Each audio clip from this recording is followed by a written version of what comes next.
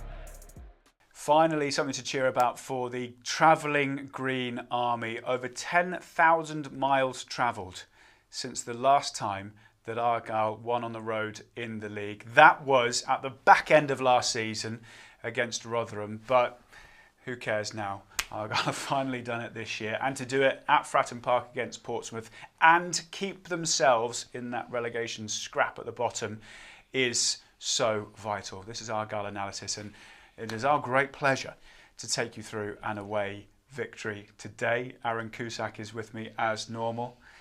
I'm giddy with excitement, and we're still bottom of the table. That's very true. Yeah, if you remove emotion, yeah, the realism is we are bottom, but they're still in it, aren't they? There's a bit of fight in there now. They've given themselves a glimmer of hope. It was a really excellent display, a really kind of ground out performance with 3 points, and it just keeps them in touch, doesn't it? Only just, but that's absolutely fine, yeah. Isn't it? That's kind of what we wanted, and certainly given the sort of doom and gloom around the club, you know, home park, loads of people left before the end of the game. There were boos against Sheffield Wednesday. It sort of felt as if hope was beginning to wane in large quarters of the Argyle supporter base, and yet just 3 days or 4 days later, they're travelling back down the O3 from Portsmouth, having won. That's football, isn't it? That is, and especially that's the Championship. It's such an unpredictable league, and you have to give credit to the players and the management and the setup going into the first half against Portsmouth, because Portsmouth have crested a wave. They've just come off beating Leeds United at the weekend, and I thought first half that they were outstanding. Their game plan was spot on. They kept Pompey at arm's length, and they did what they had to do, which was, and what they've not been able to do very much this year is score and then try to keep the opponents at bay. Yeah, 29 times this season in the league, Argyle have conceded the first goal. So it doesn't happen often that they do. Certainly under this management and the way in which they play, it's kind of vital. And they did today, just before half-time. And it was a beautiful move. For me, it was the best team goal of the year. It really was. It was purposeful. It was direct. It had intent. That touch there by Ryan Hardie is deft. It's outstanding. But, we'll go in a little bit more detail later. But it's the relationships, Charlie. It's the distances between players.